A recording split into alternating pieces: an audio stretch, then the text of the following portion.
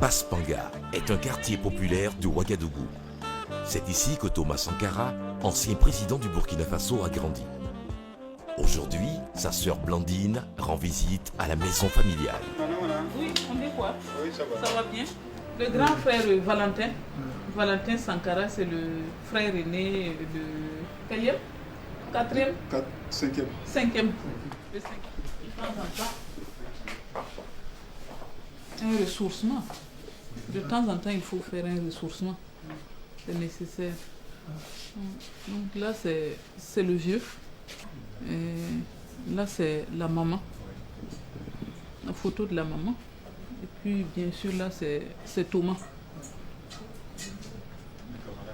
Quand nous, en tout cas, qui n'habitons pas ici, quand on vient, on voit les photos, on rentre, on les revoit, c'est comme s'ils sont encore là. Ça, c'est la maison du papa, on ne dirait pas, mais c'est en terre, en banco. Thomas a mené visiteur là. Et le monsieur, il a regardé la cour. Il dit, mais c'est vrai ça? C'est vrai? Tu me dis la vérité, c'est chez toi ici, chez le vieux? Il dit, oui, oui, oui. Que non, c'est pas possible. Que de lui donner l'autorisation, il va démolir ça et puis construire quelque chose de plus moderne. Thomas lui dit non, écoute ça, c'est suffisant même pour le vieux. Dans la cour, plusieurs petites maisonnettes ont été construites. C'est dans l'une d'entre elles que vivait le jeune Thomas.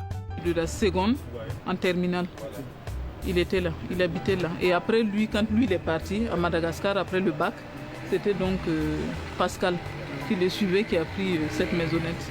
Ouais. Et après, bon, en tant qu'étudiant, comme il rentrait des vacances, ils ont construit une maison plus décente pour lui. Donc c'est là qu'il habitait. Les souvenirs à Thomas Sankara restaient vivaces et la famille a gardé soigneusement plusieurs objets appartenant à l'ancien président.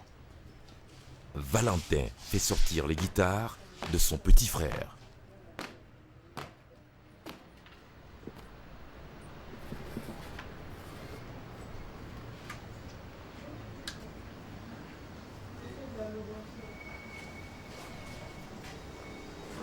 C'est ça qu'il jouait. Je ne sais pas laquelle il utilisait quand les femmes, là, les artistes femmes sont allées au palais. Lui rendre visite, il avait la guitare, il a chanté avec Myriam Makeba, je pense. Il tenait une guitare, il jouait. Et elle chantait avec lui. Je ne sais pas laquelle des guitares c'est. C'est entre autres des affaires qu'on a pu récupérer après les événements. Quand ça s'est passé, bon, c'était ouvert. Hein. Le palais était déjà ouvert. Nous, on allait trouver que c'est ouvert. D'autres personnes étaient déjà passées. Et nous, c'est ce qu'on a pu récupérer. Entre autres affaires, ce sont ses effets personnels. Tout ce qui lui appartenait, qui était sur place, puisque Mariam était là. Donc, on a pris tout ce qui leur appartenait. Et bien sûr, les choses qui lui tenaient aussi à cœur. L'histoire de ce sac, bon, on peut le voir, hein, le sac. Voilà, le sac, moi j'aimais beaucoup l'élevage. Je faisais ça à Lumbila, quelques 15 ou 16 km de la ville. Alors, j'allais chaque fois le voir. Alors, quand il était président, il faut me soutenir, il faut m'aider à... Ouais, pour que je puisse améliorer mon activité. Il me dit, écoute, moi je ne peux pas t'aider parce que, bon, tu sais que,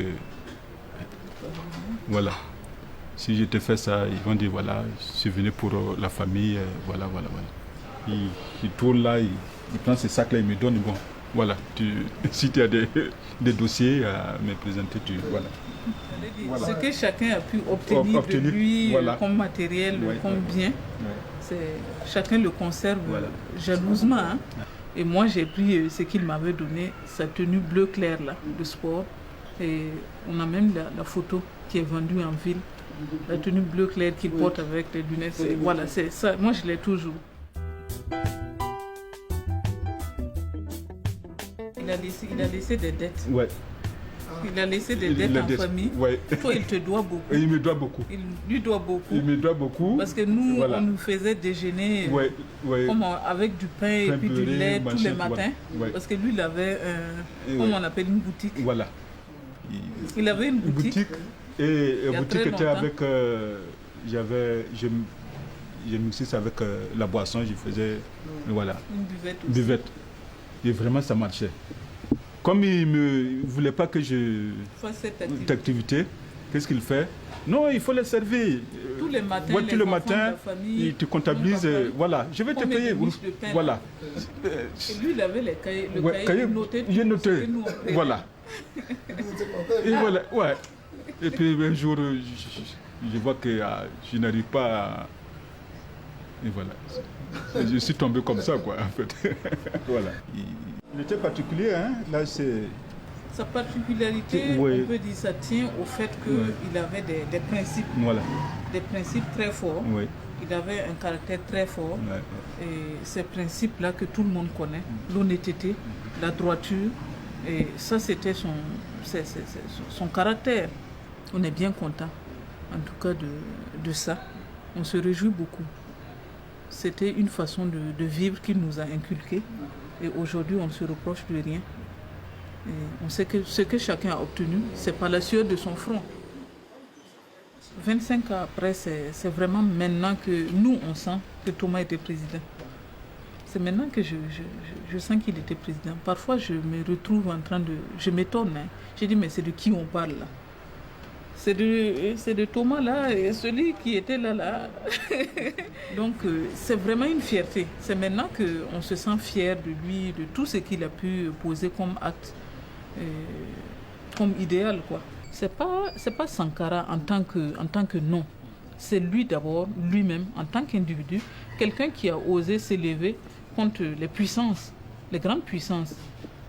Et des gens, quelque part, se sont levés pour se demander, mais qui est cette personne-là? C'est qui cet Africain-là? C'est où la Haute-Volta? C'est qui nous parle comme ça là? Qui est cette personne qui ose nous parler, nous, comme ça? Nous, Occidentaux, nous, Européens, nous, grandes puissances. Donc on a cherché à savoir où se trouvait la Haute-Volta, qui était cette personne.